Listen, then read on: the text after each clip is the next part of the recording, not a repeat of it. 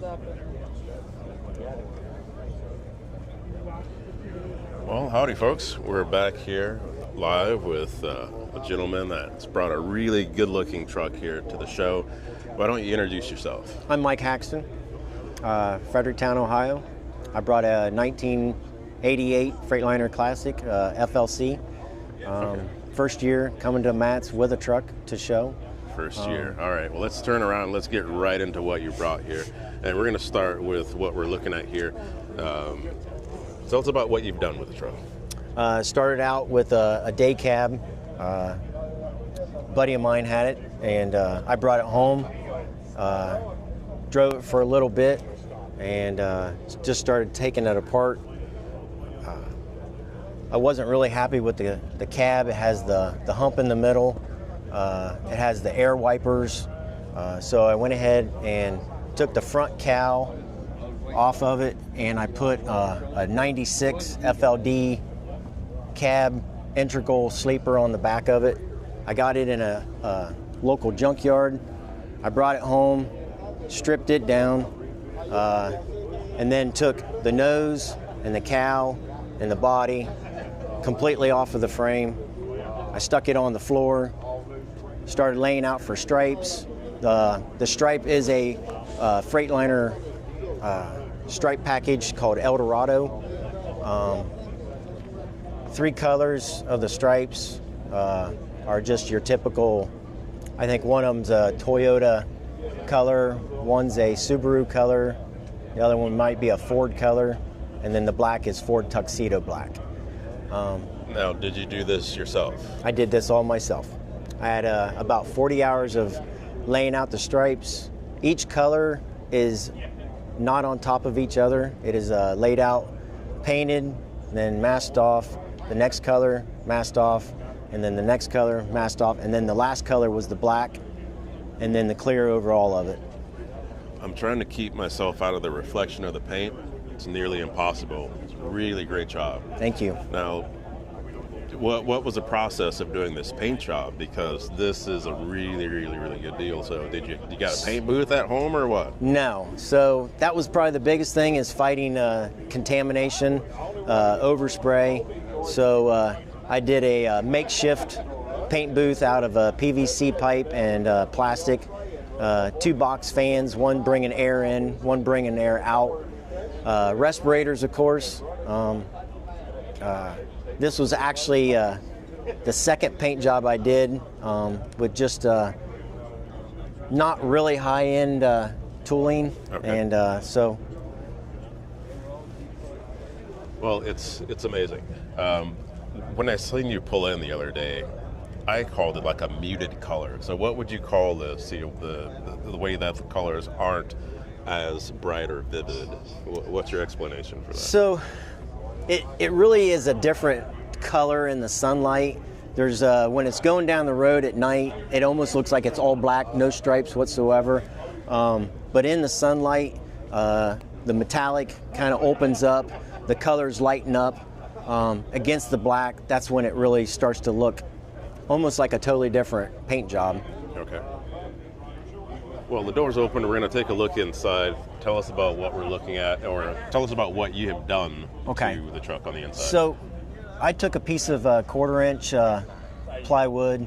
I took the original panels out, laid them out onto the plywood, and then drilled all the holes, all the pockets for the dash panel.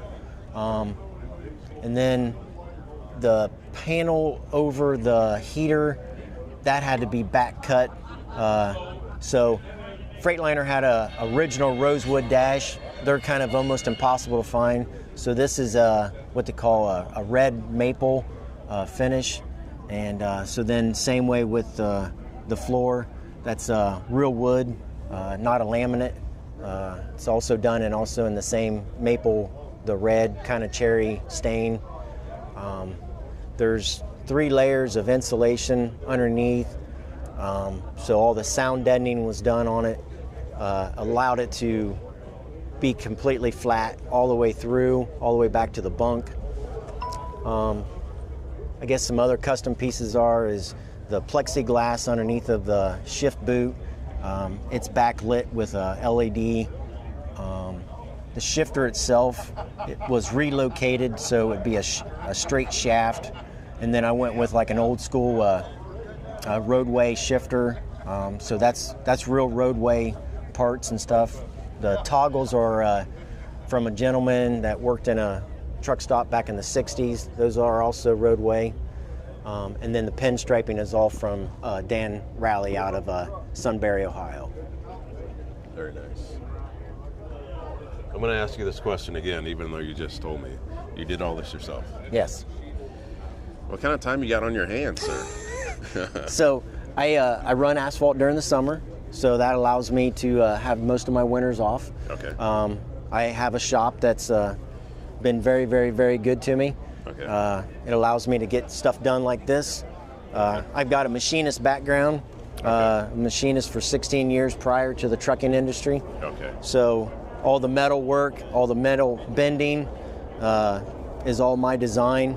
A buddy of mine lets me use his brake, so all that stuff is done. And if I don't get it done, I have a company called New Swanger Machine out of Shiloh, Ohio, that does the work for me.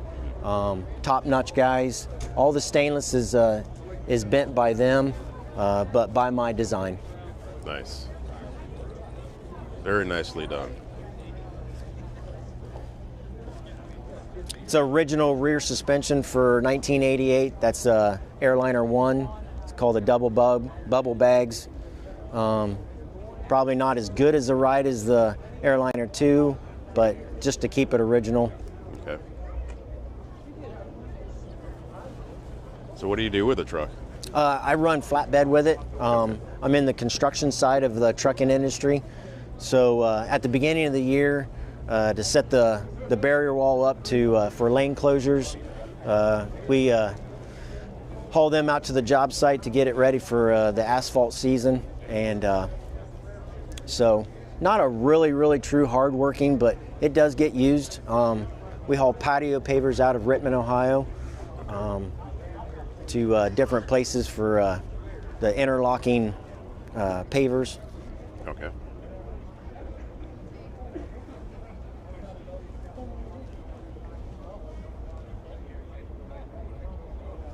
With redoing this truck or restoring this truck and doing what you've done to it, what was the most challenging part? Most challenging part was getting the front cowl and the hood attached to the 96 cab.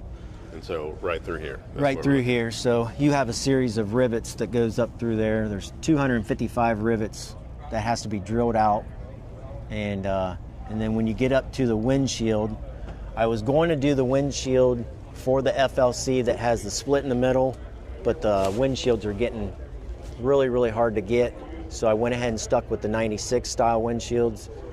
But there's 3 layers there. You've got the cab layer, then you got the cowl that comes in, and then you got the windshield. So you got 3 layers of metal that has to be lined up to get everything to line up, and then make sure that the hood lines up and shuts well and opens well. And sir, you have a lot of patience.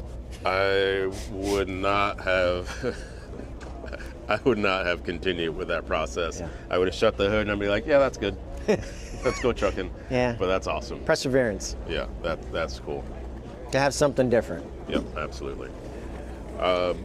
What do you have for an engine transmission? 3406B Caterpillar.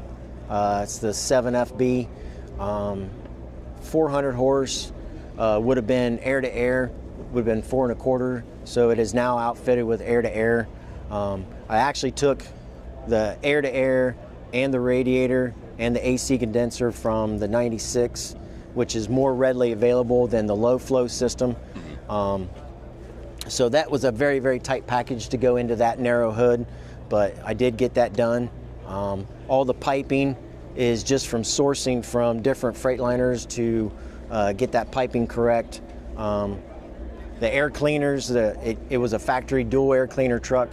They were painted. That's actually stainless steel wrapped on the outside, but still just a painted, but the wrapping makes it look, it pops. And then the tops are off of a 98 13-inch Donaldson. Okay.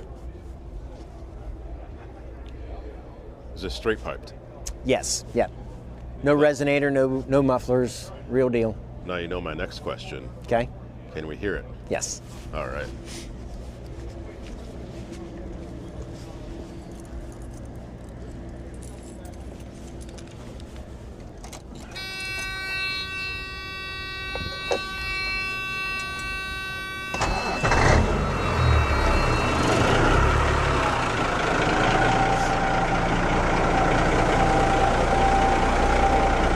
How many miles does it have on it?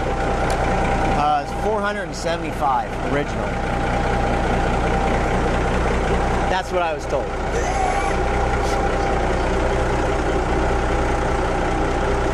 This truck has all the right stuff. It has the right look, the right engine. What's the transmission again? 13 speed. 13 speed. We can work with that. 373s. Ready to go trucking. Ready to go trucking.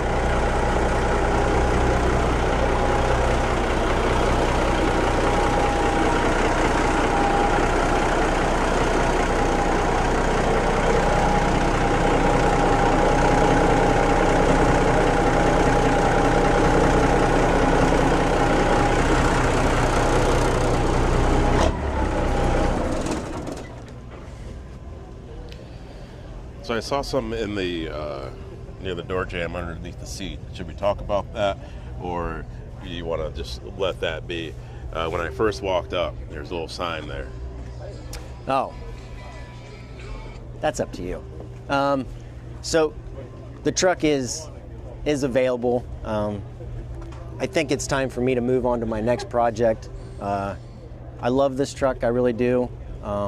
It doesn't really fit my business in the direction that I'm moving towards.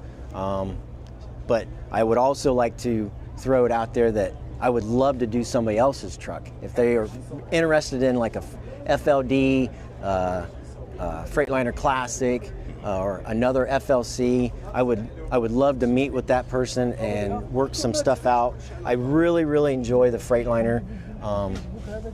Just really have come to really enjoy them. I just it's almost like a passion is this brand, I guess. Okay.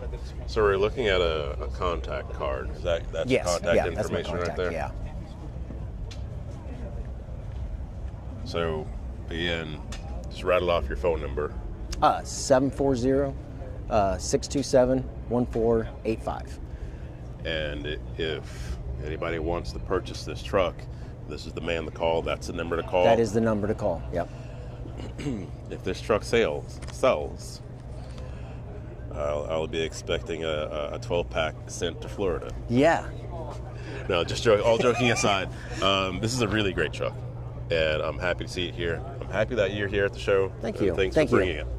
And I hope you have let me rephrase. So what's your thoughts and experience so far here at the Mid-America Truck Show? Oh, it's always been a good time.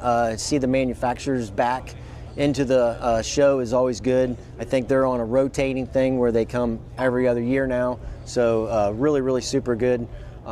It's a great weather this year. It's been colder and more wet in the past. So super good to have good weather again. Absolutely. Well, Mikey, thanks so much for taking a minute to talk on camera about the truck. Sure, I appreciate the opportunity. Really enjoyed getting to know about this truck here. I was hoping that, well, you know what happens sometimes is these trucks, they get purchased and they continue to show up at other shows. So hopefully we'll see this truck at another show. Absolutely. Or maybe Love we'll see it with you. You might change your mind. That's You right. might decide to keep it. Always. All right, Mikey. Well, thanks a lot. I appreciate it. I'll see you. Thank you. I appreciate it.